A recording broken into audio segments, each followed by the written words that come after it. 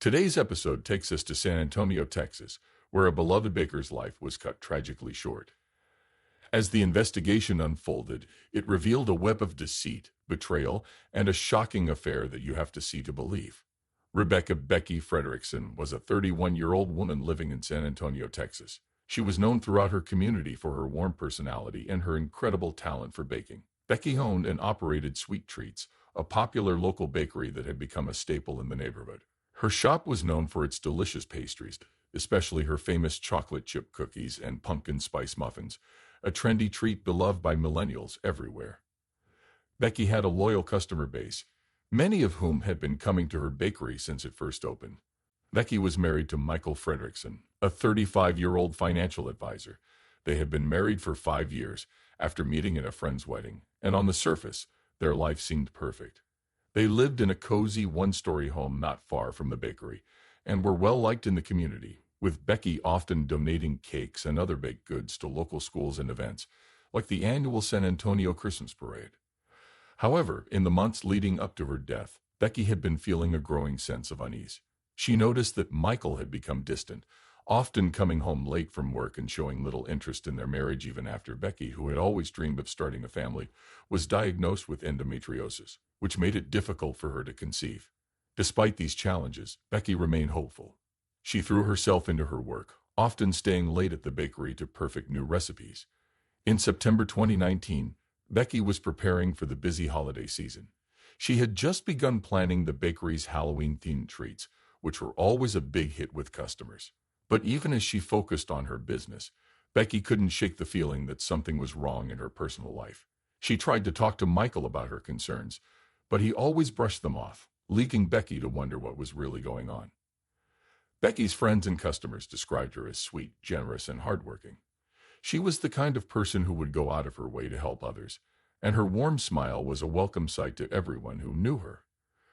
Her death would leave a void in the community that would be hard to fill. On September 15, 2019, at approximately 7:30 a.m., the lifeless body of Becky Frederickson was discovered in the kitchen of her San Antonio home. It was a warm Sunday morning, and the city was just starting to wake up.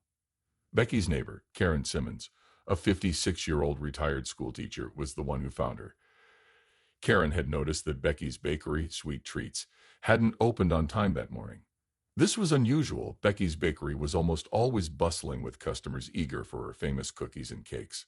Concerned, Karen decided to check on Becky. She walked the short distance to Becky's home, which was just around the corner from the bakery. When she arrived, she found the front door slightly ajar, which immediately set off alarm bells. Becky was always careful about locking up, especially after a few break-ins had been reported in the neighborhood earlier that year. Karen hesitated but then pushed the door open and called out Becky's name. There was no answer. She stepped inside and noticed a strange silence. The house was neat and tidy, except for the kitchen. As Karen entered the kitchen, her heart sank. Becky was lying on the floor, surrounded by a pool of blood. The rolling pin, which Becky always kept on the kitchen counter, was on the floor beside her, stained with blood. The sight was horrifying. The once warm and welcoming kitchen, where Becky had baked so many treats, was now a crime scene. Karen was in shock but managed to dial 911. Her hands trembled as she gave the dispatcher the address and explained what she had found. She stayed on the line until the police arrived, all the while trying to hold back tears. Karen later told investigators that Becky's face was so badly injured that she could hardly recognize her. When the police arrived, they found Karen standing outside, visibly shaken and in tears. She could barely speak, and the officers had to help her to a nearby bench to sit down. The neighborhood quickly buzzed with news of Becky's death, leaving everyone in disbelief.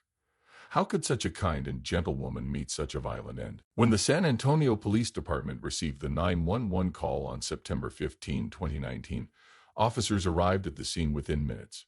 The responding officers were Sergeant Maria Diaz, a 42-year-old veteran with a reputation for being thorough and compassionate, and Officer James O'Meal, a 28-year-old who had only been on the force for 3 years, but was eager to learn.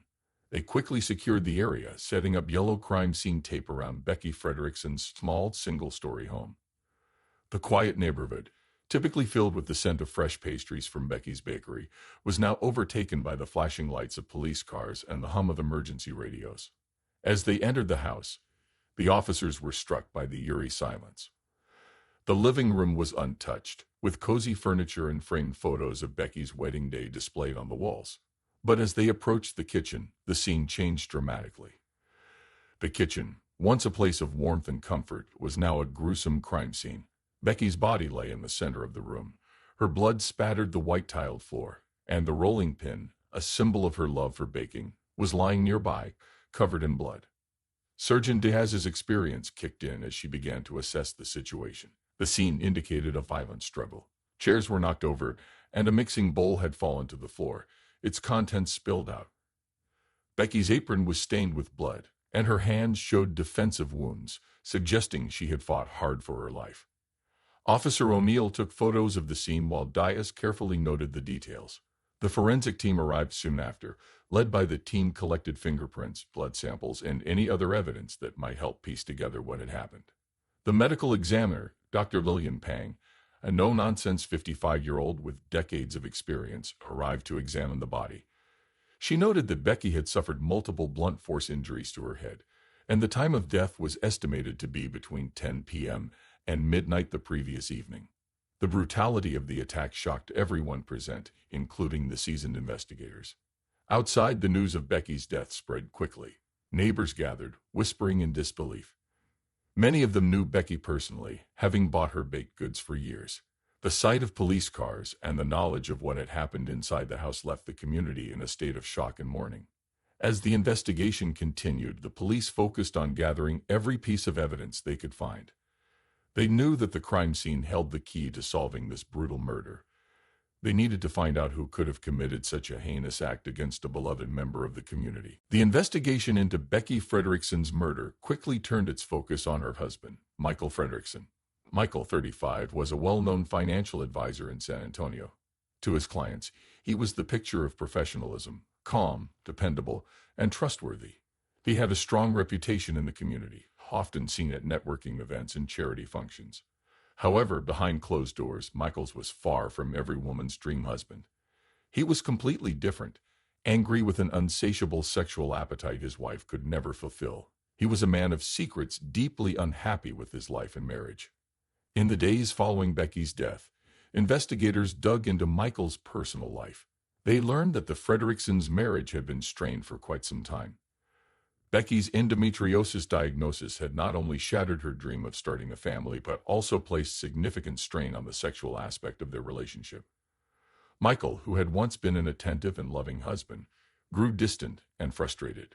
He began spending more time at work and less time at home, often coming back late at night or even after unexplained absences of several days.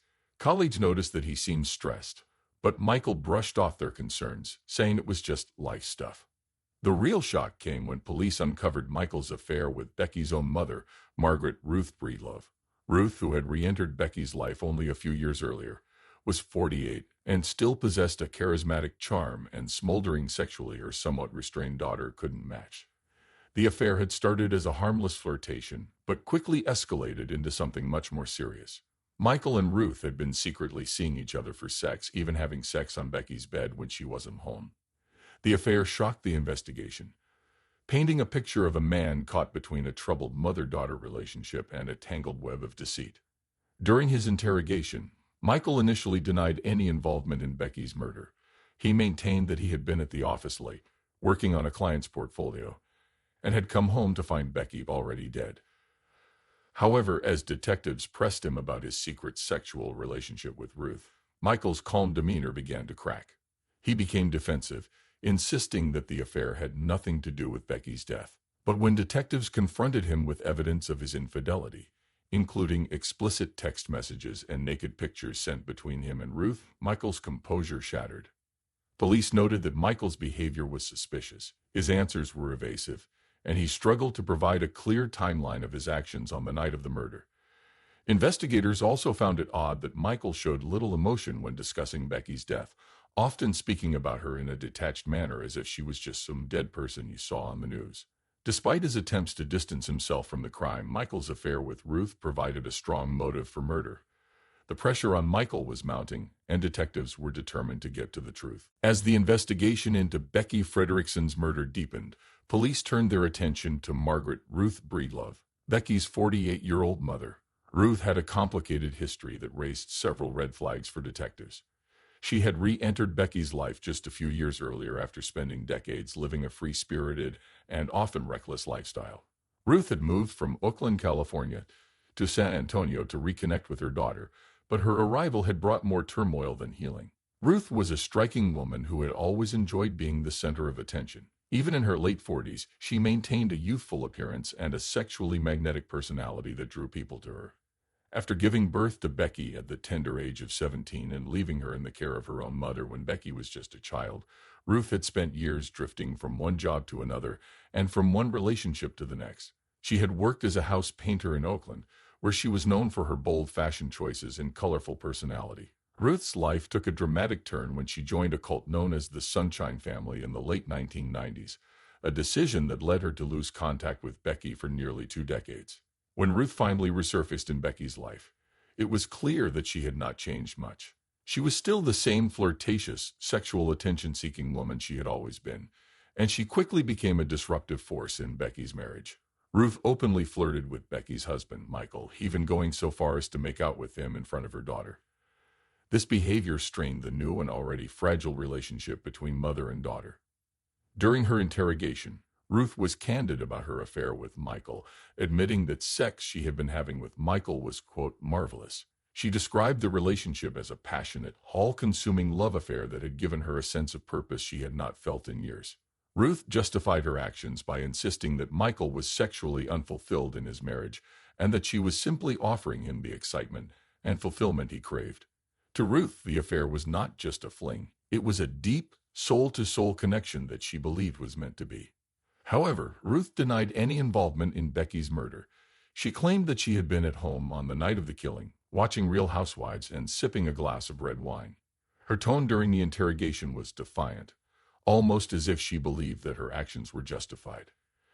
Detectives noted that Ruth showed little remorse for the affair and seemed more concerned about how the revelation of the relationship would affect her than about her daughter's death.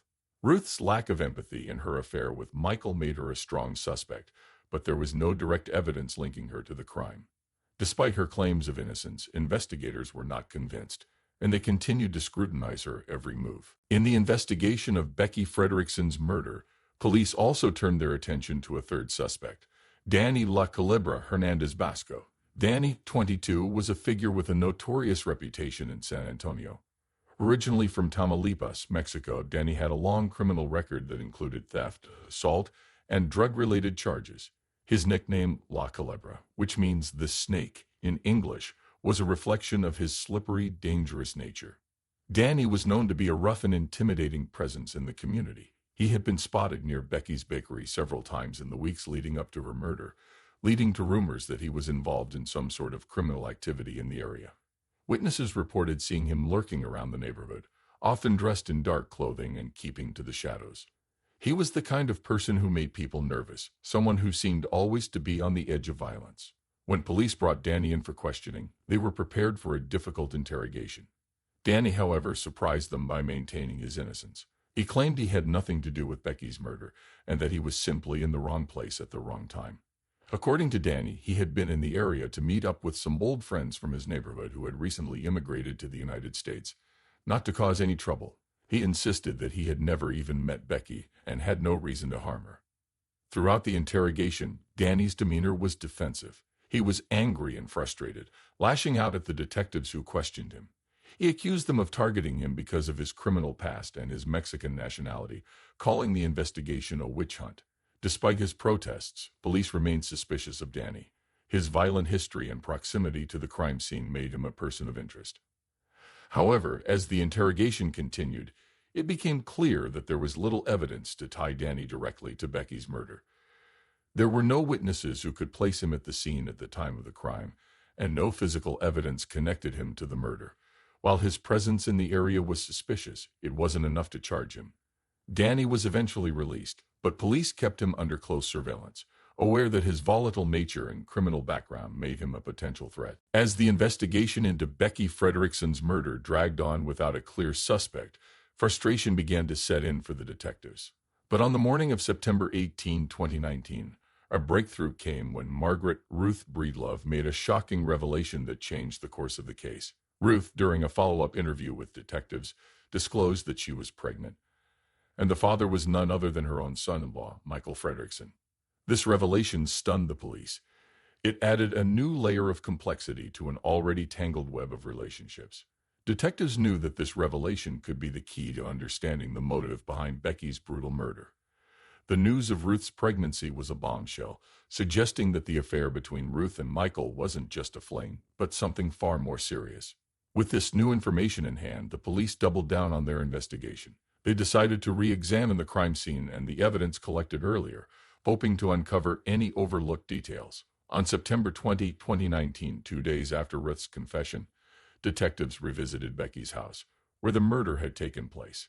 Inside, the crime scene remained eerily untouched, a stark reminder of the violence that had occurred there. The detectives carefully combed through the area, focusing on the rolling pin that had been used as the murder weapon.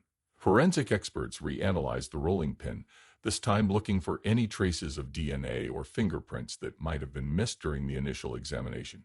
Meanwhile, detectives also turned their attention to Michael Frederickson.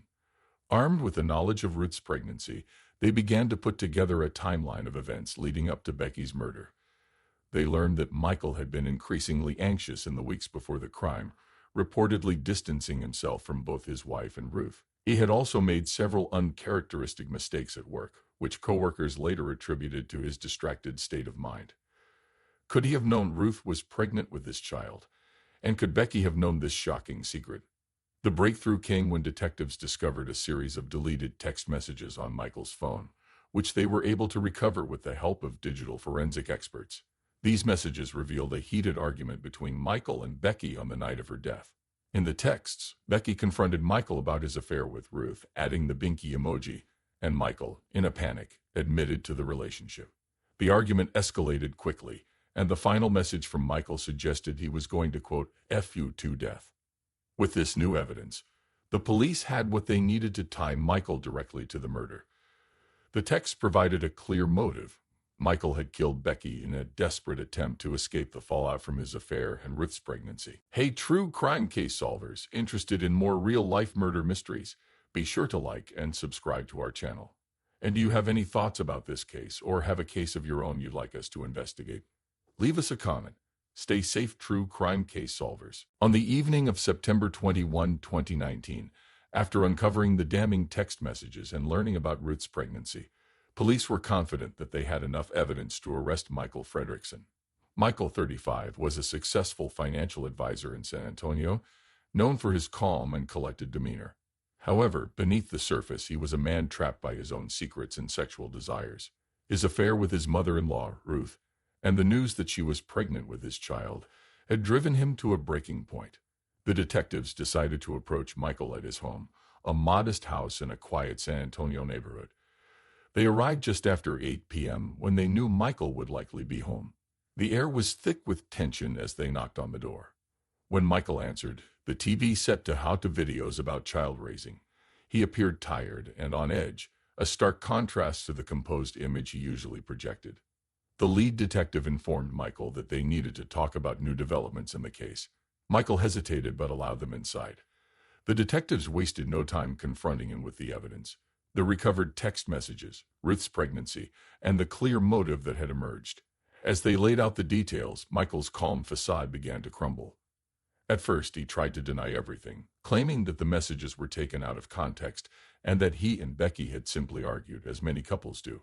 But when Detective Diaz mentioned Ruth's pregnancy, Michael's expression changed.